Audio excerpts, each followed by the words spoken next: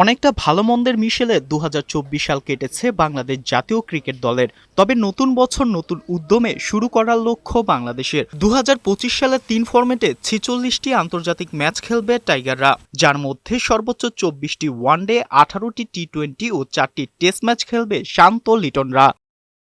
বিপিএলের ব্যস্ততা শেষে ফেব্রুয়ারিতে চ্যাম্পিয়ন্স ট্রফি খেলতে পাকিস্তানে যাবে লাল সবুজের দল। ৭ বছর পর অনুষ্ঠিত হওয়া এই আসরটির পর্দা নামবে আগামী ৯ই মার্চ। সেখানে গ্রুপ পর্বে বাংলাদেশ খেলবে ভারত, পাকিস্তান ও নিউজিল্যান্ডের বিপক্ষে। এপ্রিলে ঘরের মাঠে জিম্বাবুয়ের বিপক্ষে ৩টি করে ওয়ানডে ও টি-২০ সিরিজ খেলবে বাংলাদেশ। তারপর ১ মাসের বিরতি পাবে জাতীয় দলের ক্রিকেটাররা। জুনে অ্যাওয়ে সিরিজ খেলতে আবারও পাকিস্তানে যাবে বাংলাদেশ।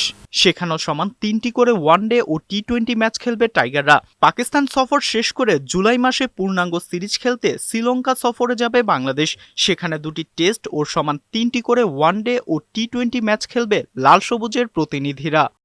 ২০২২ সালের পর আবারও হোম সিরিজ খেলতে বাংলাদেশ সফরে আসবে ভারত। আগস্টে ৩টি ওয়ানডে ও ৩টি টি-২০ ম্যাচ খেলবে রোহিত কোহলিদের বিপক্ষে। এরপর সেপ্টেম্বরে এশিয়া কাপে অংশ নেবে বাংলাদেশ। এশিয়া কাপ শেষ করে অক্টোবরে ঘরের মাঠে ওয়েস্ট ইন্ডিজের বিপক্ষে 3টি ওয়ানডে ও 3টি টি-২০ ম্যাচ খেলবে। বছর শেষ হবে আয়ারল্যান্ডের বিপক্ষে হোম সিরিজ দিয়ে। নভেম্বরে বাংলাদেশের বিপক্ষে 2টি টেস্ট, 3টি ওয়ানডে ও সমান টি-২০ ম্যাচ খেলতে আসবে আইরিশরা। সাজ্জাদ সাজু, বৈশাখী সংবাদ।